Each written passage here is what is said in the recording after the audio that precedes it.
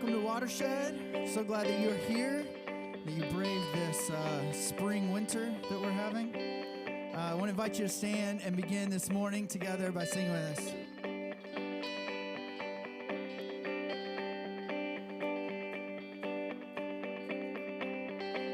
Your love is like radiant diamonds bursting inside us. We cannot contain. Your love will surely come find us like blazing wildfire, singing your name. God of mercy, sweet love of mine, I have surrendered.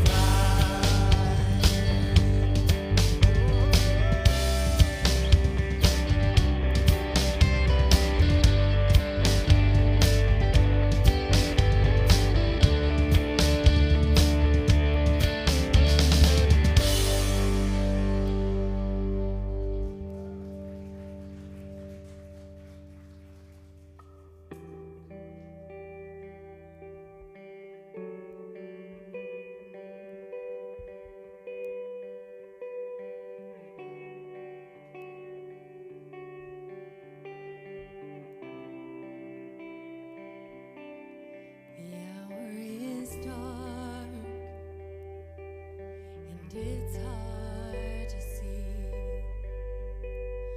what you are doing here in the ruins and where this will lead. Oh, but I know that down through the years,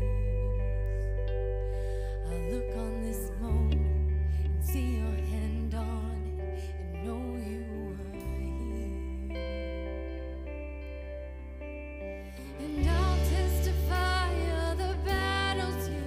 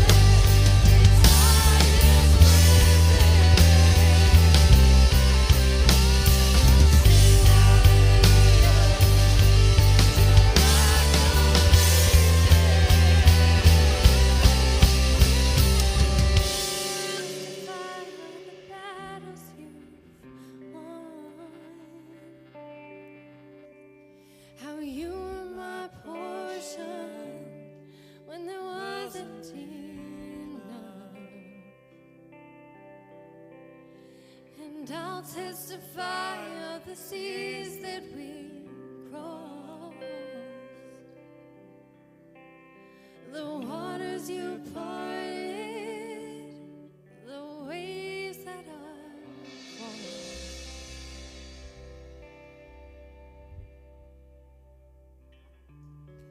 Good morning, everybody. Thanks for joining us today, whether you're in the room or online. If you're joining us online, I want you to go ahead and shoot someone a message that you've been thinking about.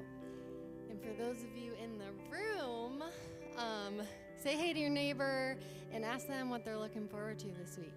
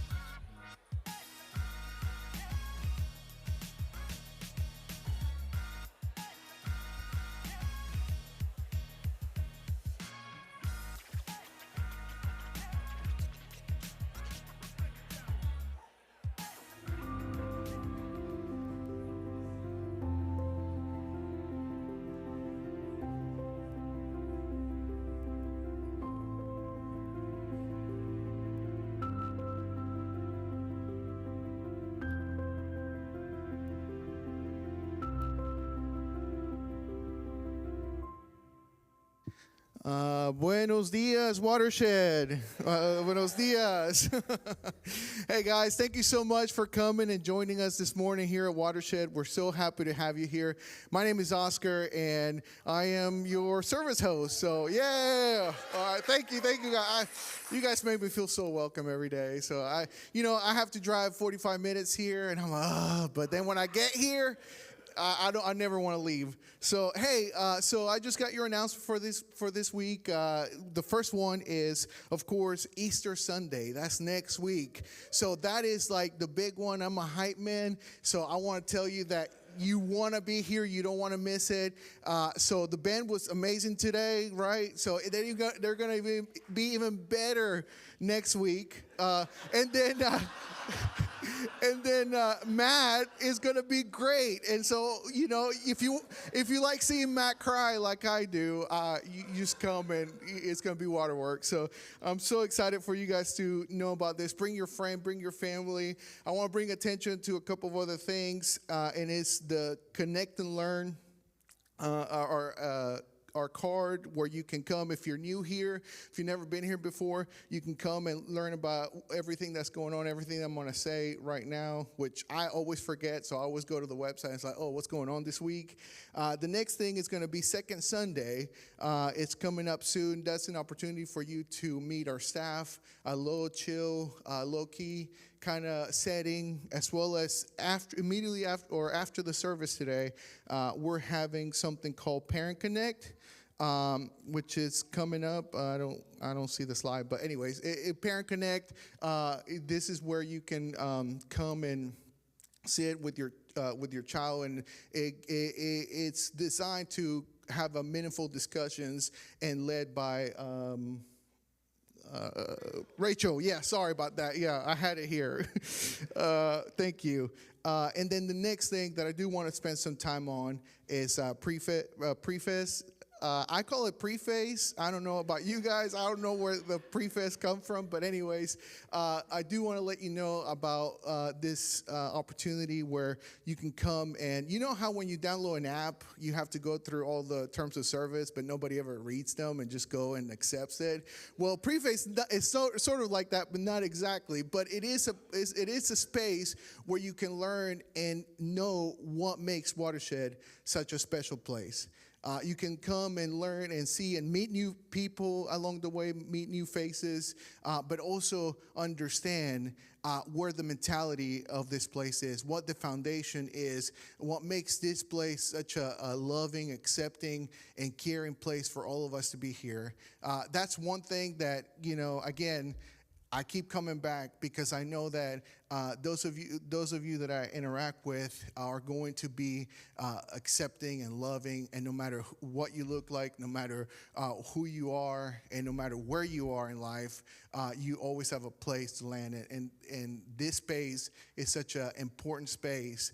And in times like this, where we're being isolated, when we're being organized in groups just by the way we look like, the way we think. And so places like this break those barriers. And so I would, if you've never done Prefest before, please join. It's awesome. I've done it. It's amazing.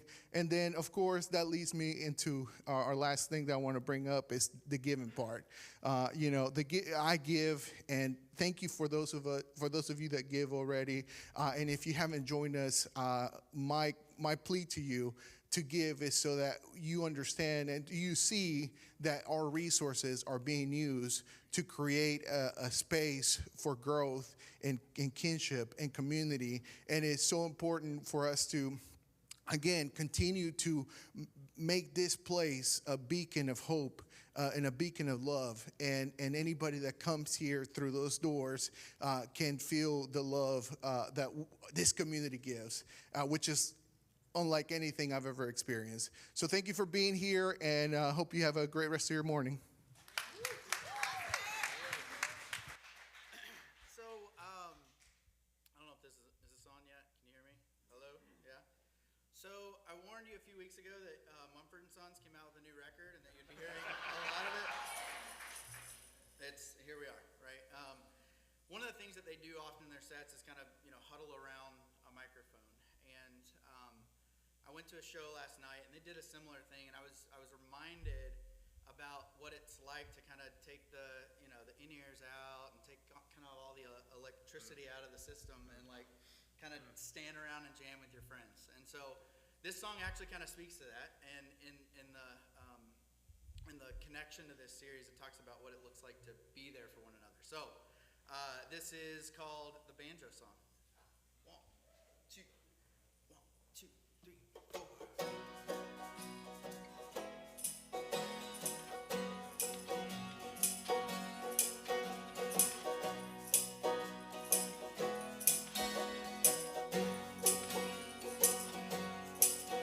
On the dark side of the earth, where the creatures are at, I'm a man on the moon.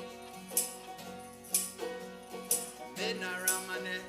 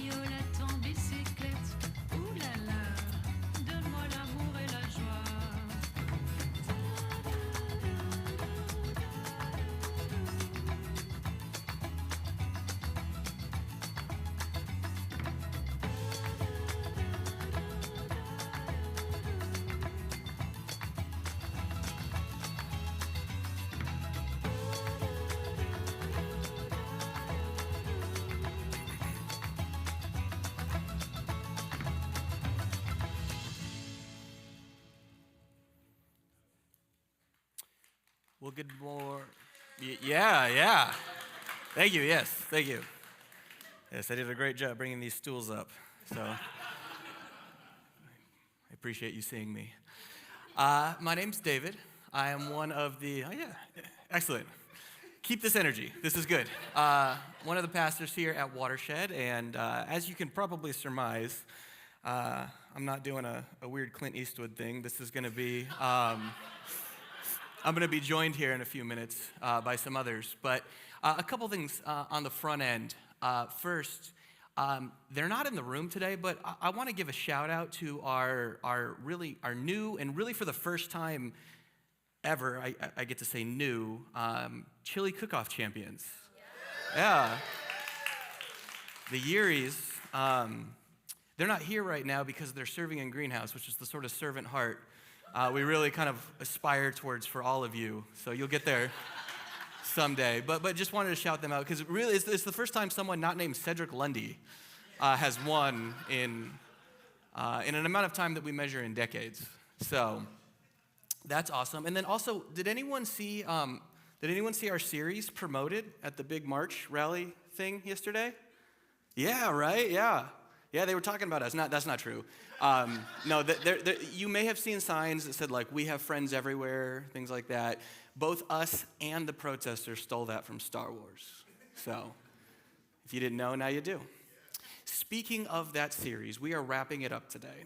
And just to sort of recap a little bit sort of where we've been, so the impetus, the inspiration for this series was us celebrating our 20th anniversary last fall, and then really beginning to do the work as a community, as a leadership of kind of saying, all right, what does the next 20 years look like? And really more specifically, what does the next 3 to 5 years of this community look like as a means of laying a foundation for that 20-year, very aspirational, optimistic window. We will definitely be here in 20 years, both as a church and as a species, probably. So yeah, we're just going to will that into existence. And in order to do so, to sort of begin that process, we sort of wanted to look back in order to look forward. And so we thought about the stories and the people and the names and sort of the markers of growth that we think have defined this community in the first 20 years. And so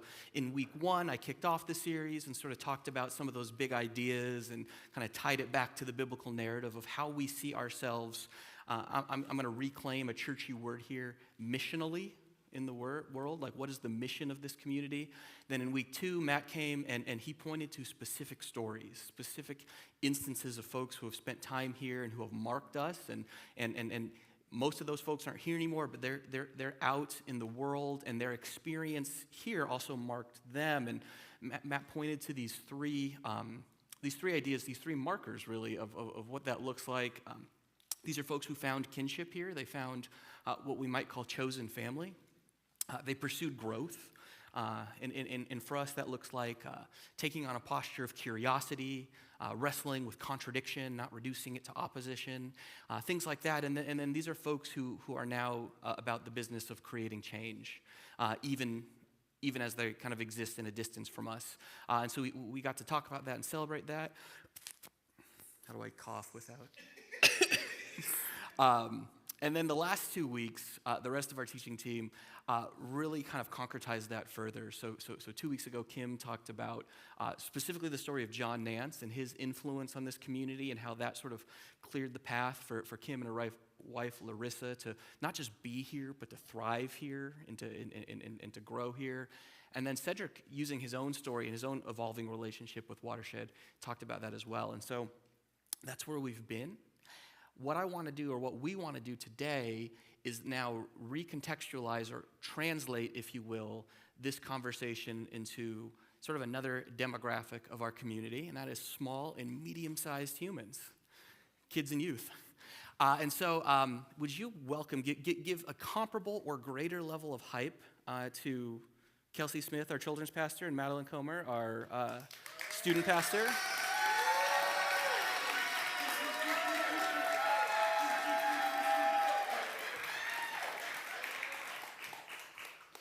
Was comparable. I feel so hyped up.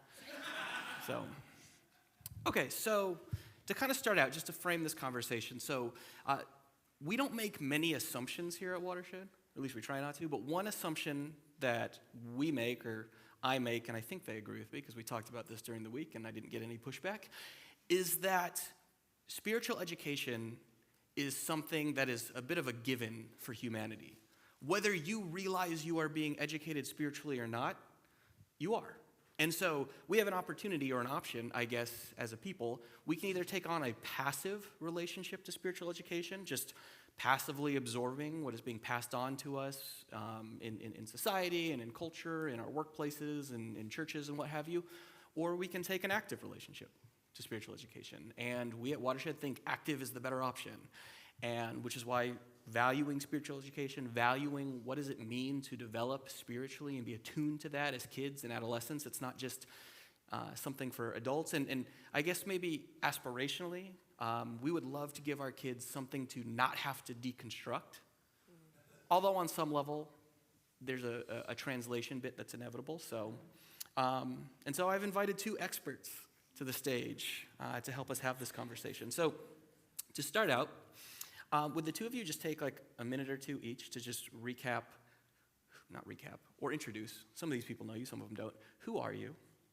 Who are you to yourselves? And who are you to Watershed?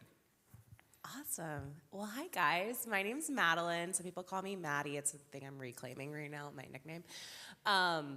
I have been in and out of Watershed since 2017 when I moved to the city, and my roommate was like, I think you'll like this place, because I was like, I don't really know about church anymore.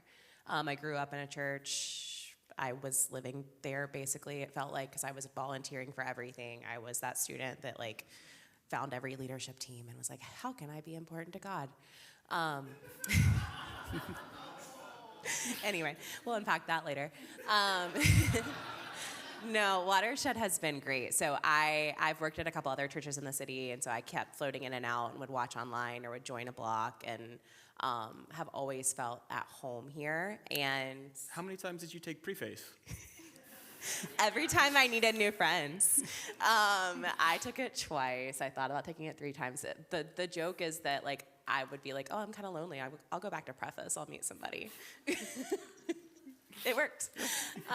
And then they all moved away. I don't know why people do that here in the city. But I would say to myself, I am just human and feel like I want to give students the space to be human as well. I came from a church where it was very like for example, we went on this mission trip senior year of high school, and we had to train for our mission trip, and we were split into teams, and there was a male leader for each team and a female secretary, and I was the female secretary of the team. And so I just take that lens and try to be opposite of that with our students and give everybody a space, and also say you don't have to be a male or a female, you get to be a person. So does that answer your question? Professionally, so unfortunately, and y'all can change this if you want, we don't pay her enough for her to not have a side hustle. Yeah, we're the main job, obviously, but what is your full-time side hustle? I'm a clinical mental health therapist. I specialize in trauma and sexual assault. Yeah, so that's my job. But I get to be here full-time, No. part-time. It's a good... Part-time can still rank higher. So, Yes. all right. No, thank you. You answered all my curiosities. I'm Kelsey. I am the greenhouse pastor, and I love it.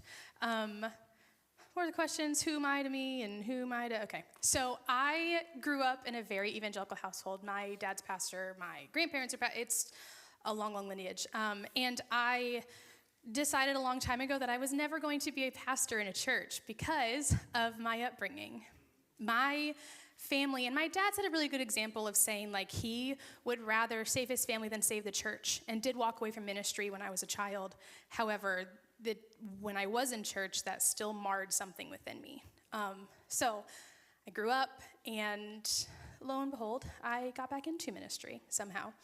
No, I knew how exactly. It was the fact that being around kids was the most joy that someone could experience on a daily basis than not being around them at all. And much like Madeline, I wanted to do something about the fact that I got hurt as a child in a ministry area where a God that is supposed to be loving and kind and welcoming got pushed off as not, or being damned, or whatever it might look like in my 8-year-old brain that said I had to be scared into heaven and out of hell. I wanted to shift. I didn't want that to be the case for other kids. So, enter kids ministry.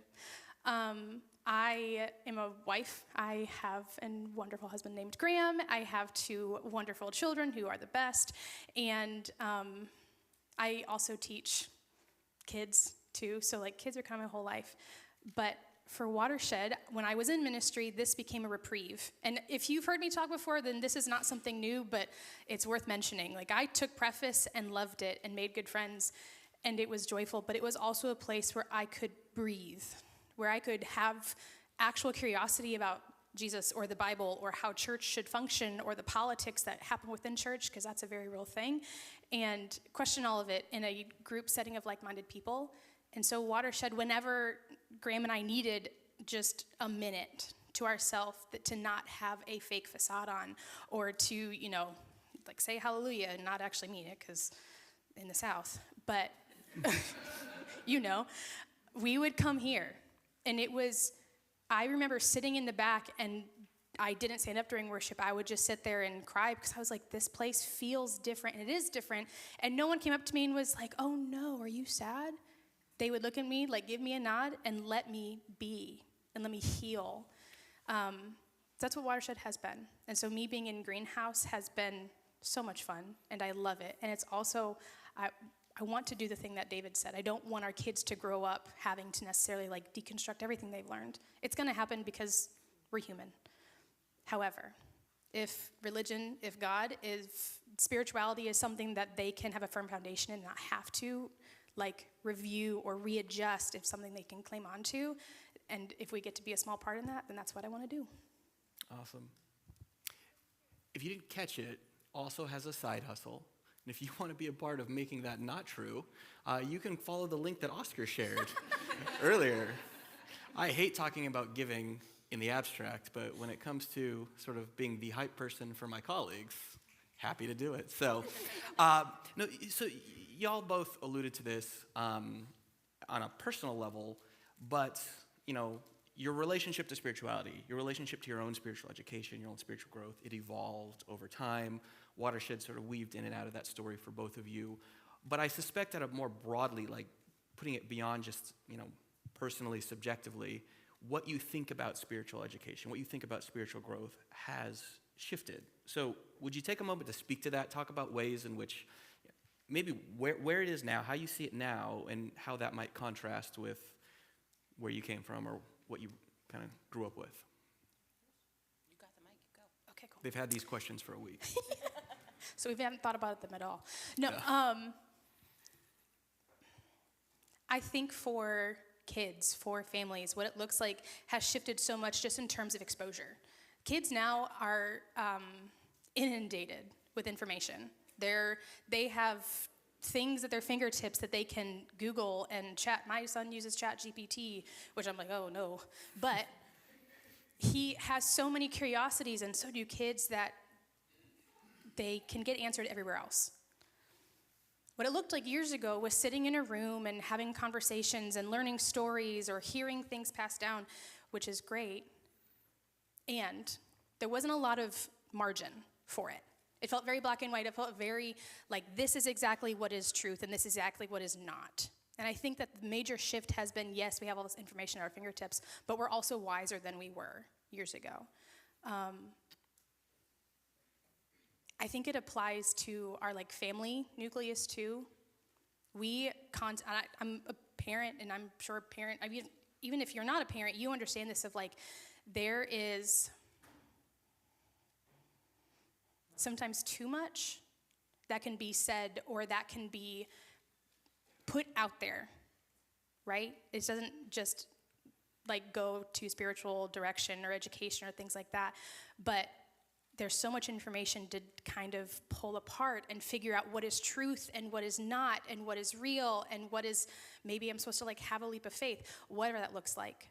But I'm grateful for the amount of information, because then we wouldn't have people who have come here to talk. Like we wouldn't know of authors or of writers or of musicians who have gone through similar struggles and then have come here to share that with us to broaden our horizons. So I think it has shifted just in the amount of information that is available, and that, for good or bad, is at our fingertips, right? Mm-hmm. Yeah, I think I agree with everything Kelsey said first. And also this idea that like everything we do can be spiritual if that's the lens we choose to look at it through, right? Like our world is our lens, and I'm a deeply empathic feeling person, right? I'm like far on the feeling of the Myers-Briggs, and not everyone is, but I do think that the spirituality of what, David? You're not a feeler? Oh, okay. Surprise. I don't think we can be friends anymore. No, just kidding. But no, it's this idea that like when we connect with each other, we connect with the divine, right? Like so taking what I learned of like being made in the image of God as a kid and being like, oh, I have to be perfect and sinless, but like dissecting that and being like, well, that's not possible. And like, what is even God? If God is love, then like connecting with somebody in front of me, that's God, right? Like sitting with these students and talking to them about their day, or just hearing, like sometimes I'll just check in and be like, okay, what words do I need to know and what do they mean? Tell me all this new lingo. And that's connection, right? That's that kinship piece that we're talking about. And then having deep, deep conversations about how they want to see their world change. Like the way that your middle and high schoolers are thinking versus the way that I thought when I was in middle and high school is impacted by the amount of information they have, is impacted by you guys being incredible parents and having really hard conversations with your kids, and is also just like they want to talk about it and they want to sit in a circle. I mean, they don't think they want to, but then every week they show up and we sit in a circle and they have like healthy dialogue of like, there are different opinions in our circle. There are different identities, different belief systems. And my big thing that I tell all of them is like, I don't care what you believe, not because I don't care about you, but because I think that you're an incredible human, and we're just gonna show up and be here and like take it as we go. We've studied a variety of different things, from the Bible to other texts to TikToks to whatever, right? Like, let's use the mediums that they're already watching. But being with and being kind are the biggest things that I feel like is a shift from what I was taught, where it was like spiritual education is a really triggering word for me as someone who grew up in a really intense church, and then also my mom, who I love dearly, teaches at a private Christian school, and spiritual education is a word that she just throws out all the time, and we have sometimes healthy, sometimes not healthy conversations about it. But I think for what I'm creating here, what we are creating here at Watershed, is it's like connection, it's questions, and it's knowing that like you are always free to change your mind, because we're just doing the best we have with the information we have at the time. We are taking submissions for something to rebrand spiritual education, so just keep that in mind as we go. So one thing I'm hearing from both of you is this sense that for us growing up, spiritual education, earmuffs or whatever, spiritual education was something primarily intellectualized. It was do you know the right things, and do you like intellectually assent to? Do you believe those right things? Kelsey, you're pointing out the degree to which there's no way to like kind of put the genie back in the bottle, so to speak, when it comes to the amount of information access that kids have these days. And so an attempt to sort of like police or control what they might know spiritually is impossible. And then, Madeline, you're naming the fact that, like, at least for many of us, like more embodied, emotive, feelings-based notions of growth and education, like that just wasn't part of the conversation, And so spiritual education, whatever we mean by that, it's both swimming in these information-laden waters, but also there's a huge piece where we want it to go beyond just what do you know? Do you know the right things? Do you believe the right things?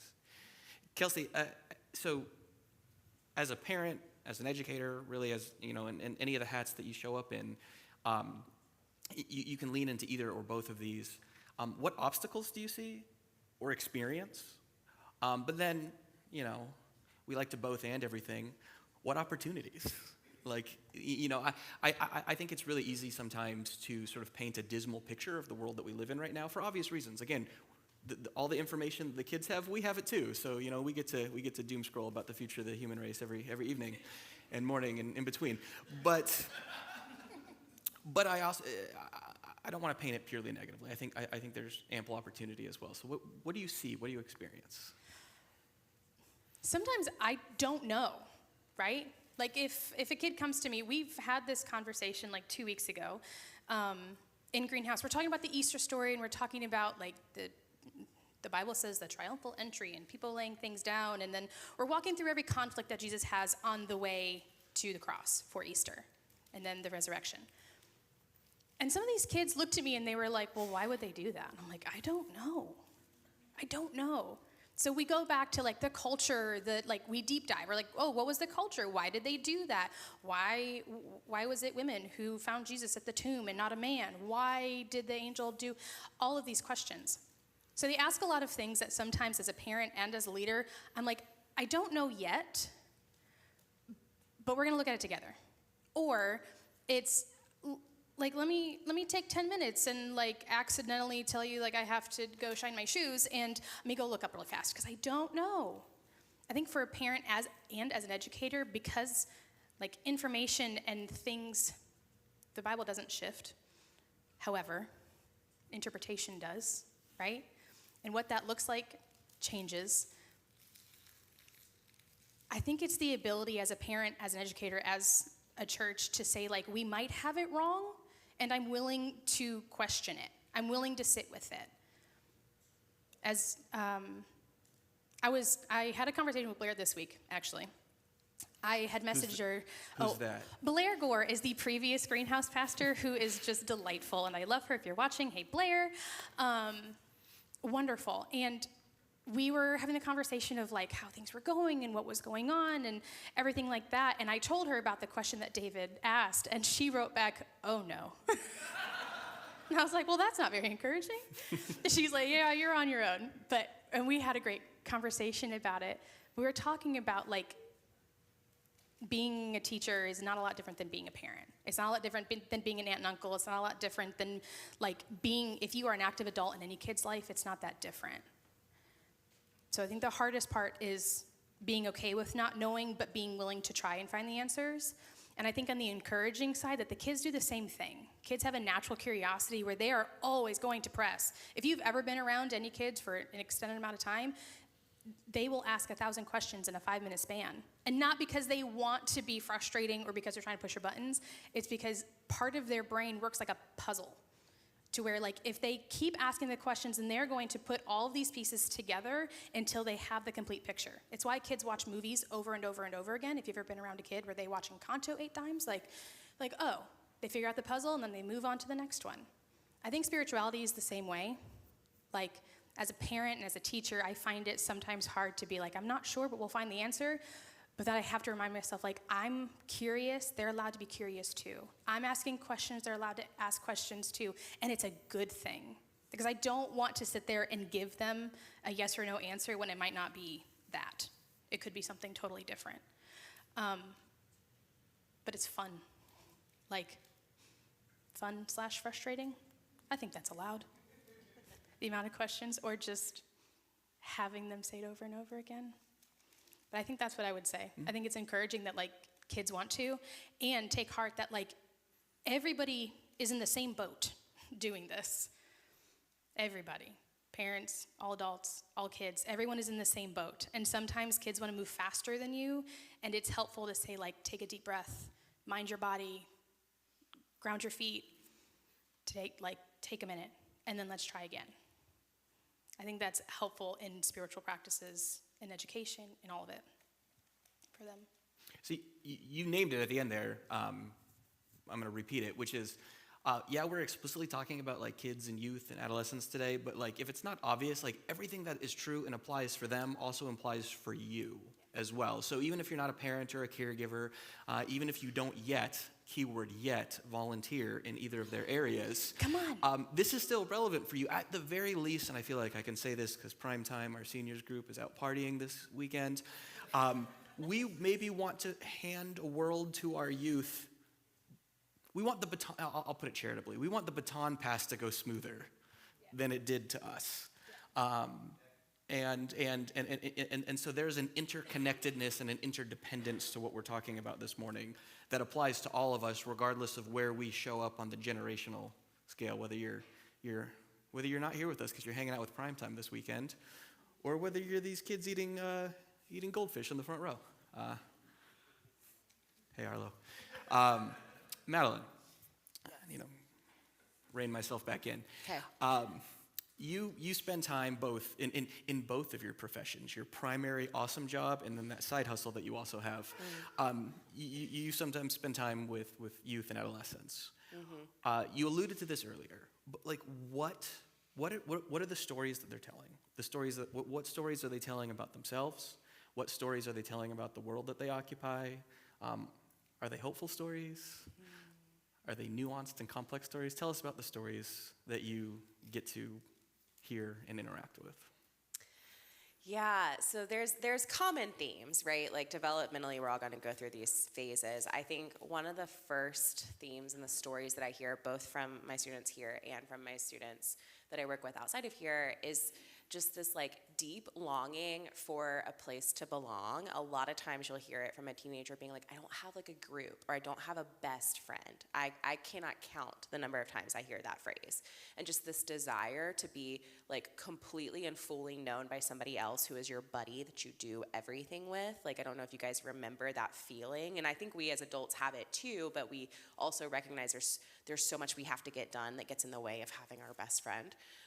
Whereas in high school and middle school, you're just like, I want what I see on TV. And all these people like have this group of like friends. And I'm like, ooh, but that's not necessarily real life. And so it could be, but I think the way our society is structured, it doesn't necessarily lend that. And it's getting worse with social media.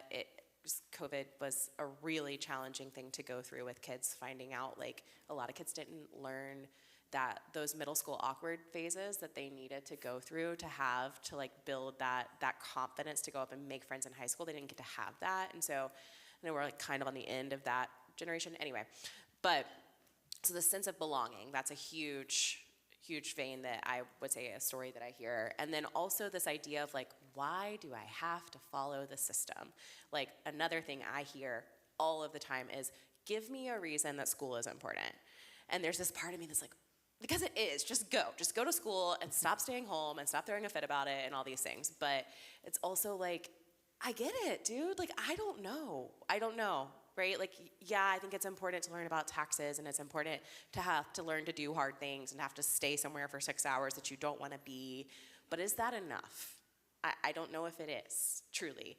And also, I'm a huge proponent of education, would love to like never stop learning and all of these things. And so it's like, how do we meet kids in the middle and help them change their system, right? Like, we know that the public education system is great and also flawed. And we know that systems in and of themselves are not working for us, truly. They're working probably for people that look like me, but they are not working for all of us. And so how do I empower these students, or do we empower these students to be the ones to ask the hard questions and maybe think about something different? And if they go into education, then how can they shift the narrative and change things? And so I would say that the question of like, why do I have to and how do I fit in are two huge stories. And so we just have conversations, and I will share a story. Like I was at the beginning of this year, and Sarah, who's one of my volunteers, is just like stellar. She goes on all the trips with me during the summer, so shout out to Sarah for wanting to hang out with us.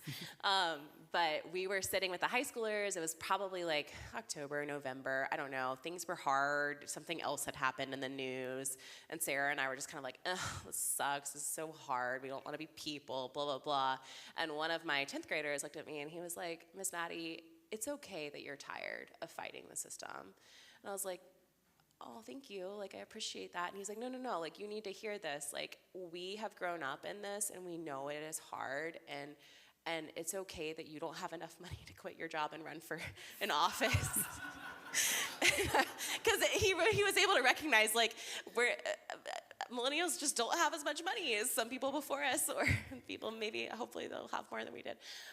But like, to be able to like make real change, you gotta have time and you gotta have energy. And he was like, I know you don't have that. And it's okay. It is not your job to fix and solve the world. And like, I think our generation maybe is more equipped than yours. And I was like, okay. And so then we had this whole conversation about what is hope and what does it look like to show up in this way. And he like gets so embarrassed every time I tell this story because I just, went home and sobbed about it. And he's like, I just said something. Like, why are you so emotional? But that's just where their brains are. They just have this ability to show up in a way that I don't think I have right now. And so, yeah, those are the stories I have to share. I love it. Yeah. And if it's not obvious, I think it probably is to all of you, but just in case, it was not obvious. Like that is a direct result, or what is being responded to is a direct result of what I would argue is malformed spiritual development. Spiritual development engaged passively, sort of just accepted, taken for granted according to the terms of, our hierarchical, top-down organized status quo.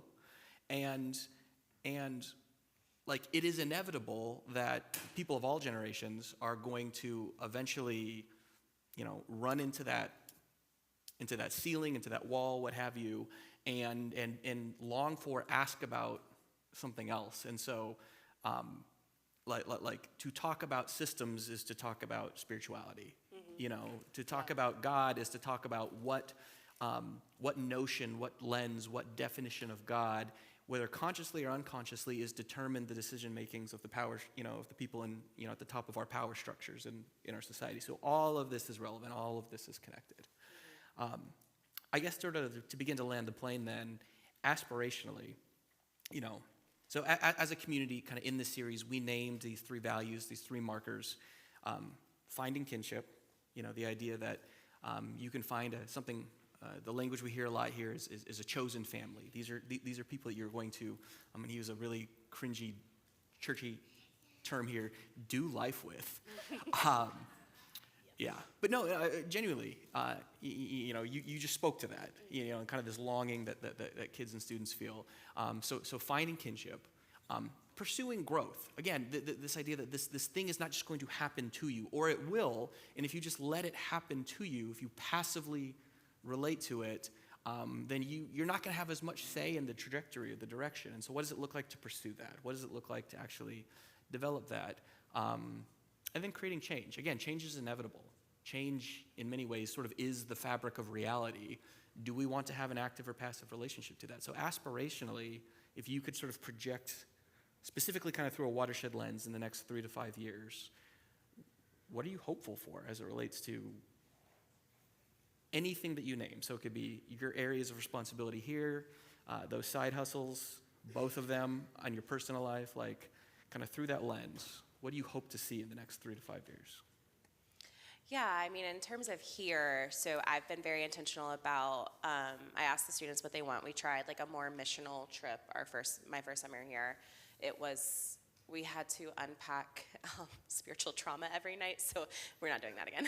I think some students really, really connected because some of them, everybody, again, on different planes of what they're looking for in terms of spirituality. So we've focused more on kinship trips over the past 2 years and doing like a little service project, and then also just like them being together and them building relationships. We rent an Airbnb. I make them cook for me. It's delicious. You should get all of your children to cook for you. And we just like hang out. And then we went, like last year we went to museums in DC and did lots of learning. This year we're gonna do a lot more environmental stuff in Asheville.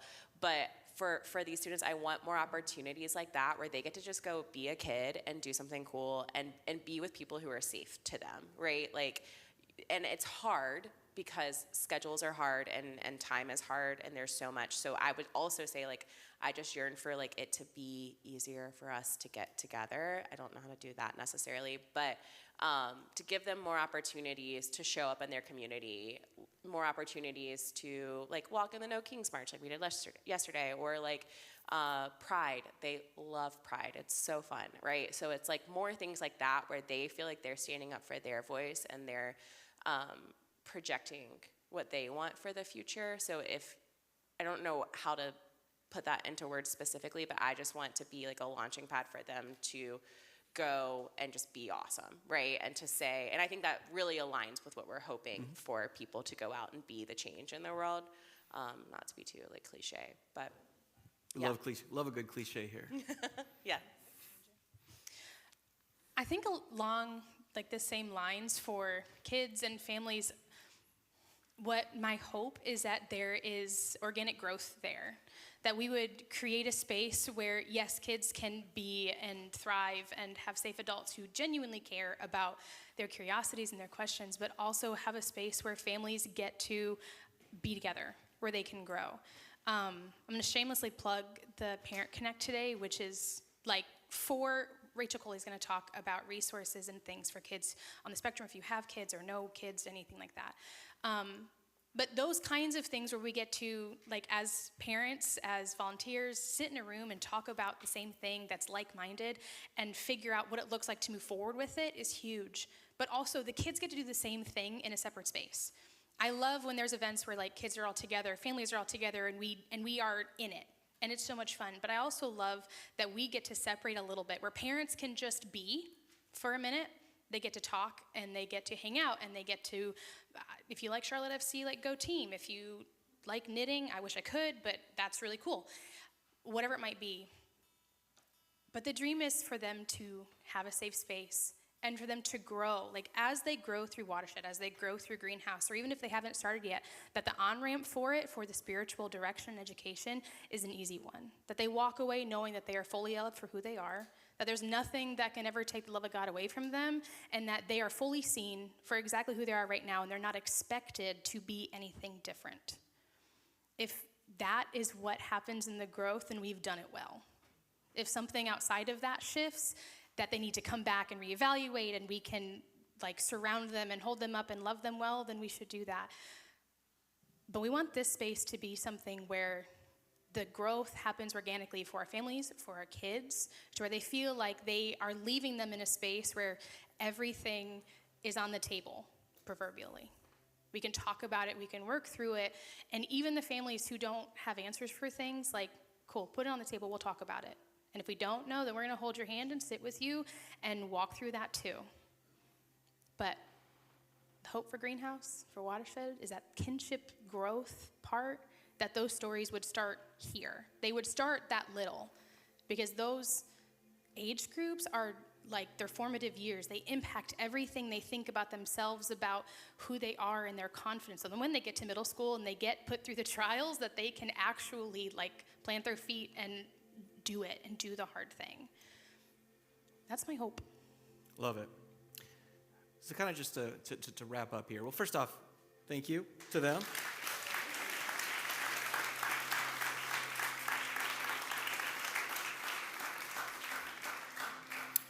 So believe it or not, they're here every week. And you can get more of them by volunteering in their areas. So I would highly recommend that. You could go on those trips that Madeline is talking about. You could be in the stories that Kelsey is aspiring towards. I heard three things this morning. I'm going to put them in, I'm going to alliterate to make it easy, like a good Baptist. I heard intentionality. Y'all, our aspiration for all of you, not just our kids, not just our youths, is that your relationship to what's going on here would be intentional, that it would be on purpose, that you would not simply passively sort of come in and out of the doors and the walls of this building, but that you would lean in and I don't know, get lost in the messiness of it. That's an invitation. So intentional, clearly intergenerational.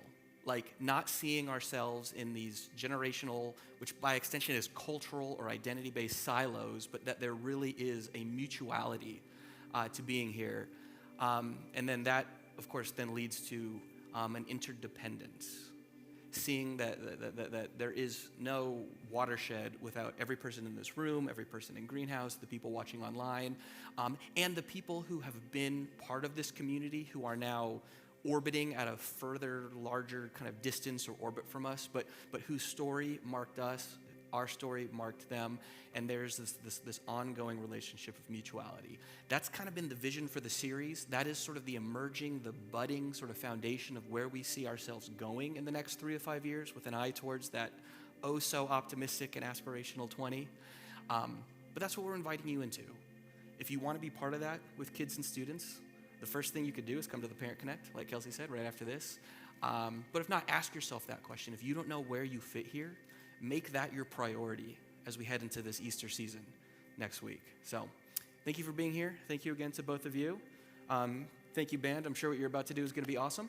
And I'm going to leave you with them. So thanks for being here.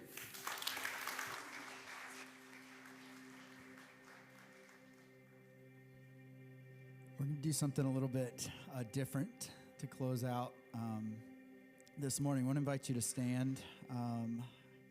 And we're going to do an older song, Simon and Garfunkel song, Bridge Over Troubled Water.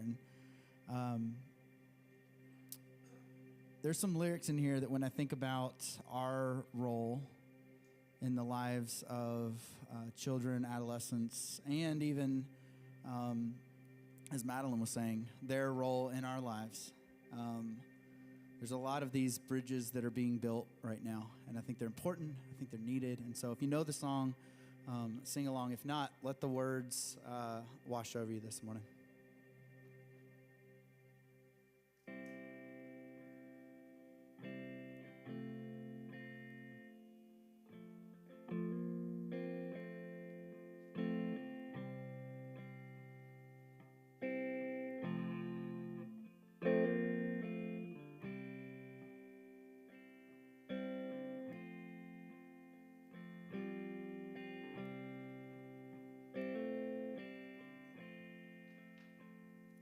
When you're weary,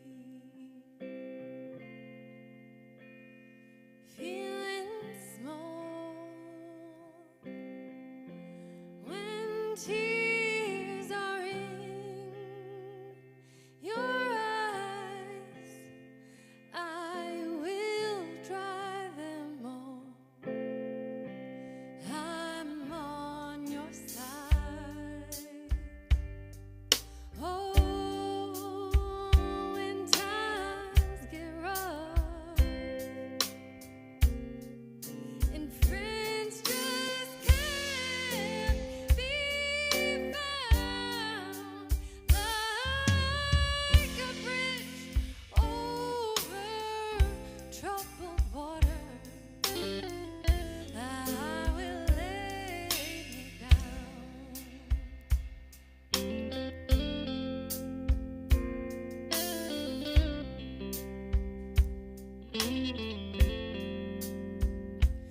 When you're down and out,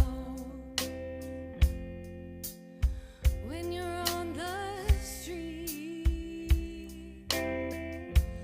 when evening falls so hard, I will comfort you.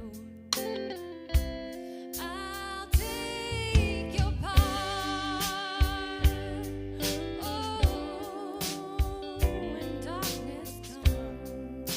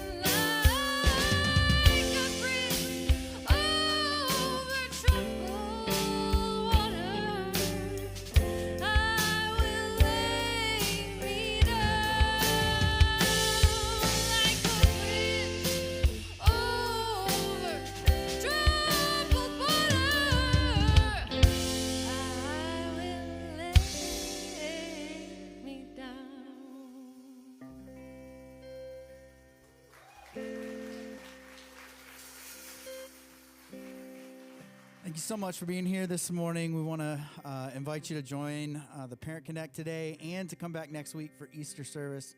Hope you have a great Sunday, and we'll see you next week.